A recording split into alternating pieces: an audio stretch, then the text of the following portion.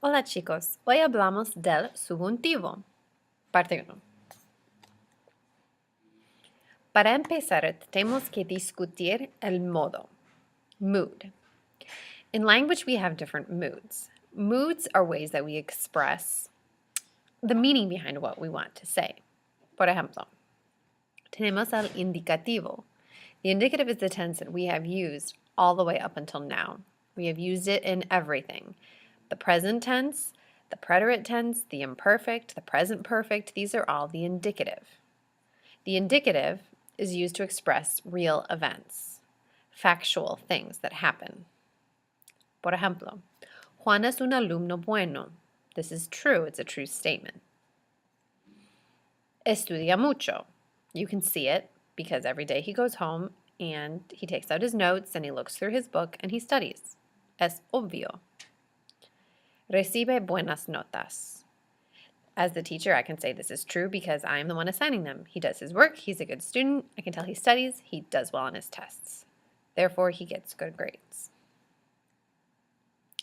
The subjunctive, on the other hand, is telling us something different. El subjuntivo expresses something that is not necessarily factual or real because it expresses things that might not happen, but it also expresses things that might happen. It depends. Un ejemplo.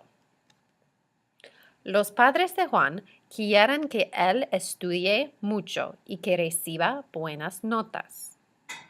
So in this sentence, we have two parts. The first part is saying that Juan's parents want something. The second part is saying what they want.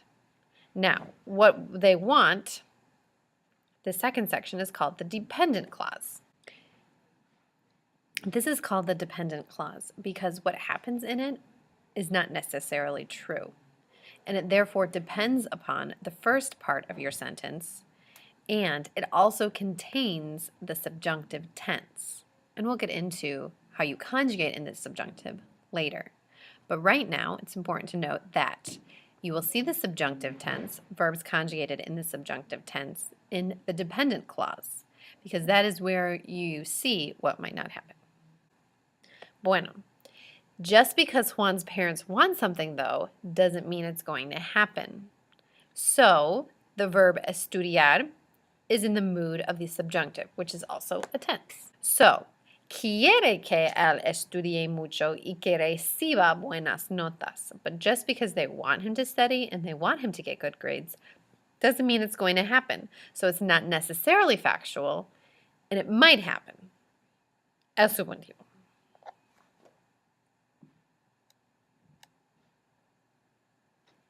So, indicativo o subjuntivo, which mood are we going to use? Taya es una cocinera buena. Do we know this to be true? Well, last year at the culture fair, I sampled some of her tostones, and they were awesome. She did a great job with them. Therefore, I would say, yes, this is factual, and yes, the indicative is used here. Zacarías espera que nieve para el domingo. Bueno. So in this sentence, we're saying Zach hopes that it snows for Sunday. So we know by looking at this sentence, it looks a little bit more complex. We do have two parts to our sentence. We have two clauses. We are also seeing here that he's hoping that it snows. But does that mean it's going to snow? No, not necessarily. It might happen, but it might not. So, es el subjuntivo. Es una posibilidad. Hopefully, we'll be able to ski and have snow to do that, but it might not happen, especially this winter. Bueno, Bella juega baloncesto bien. Now, if you were to go to a game or if you were to see her play in gym class, you would be able to tell. Well, yeah, that's obvious. Yes, she plays well. Therefore, factual, indicativo.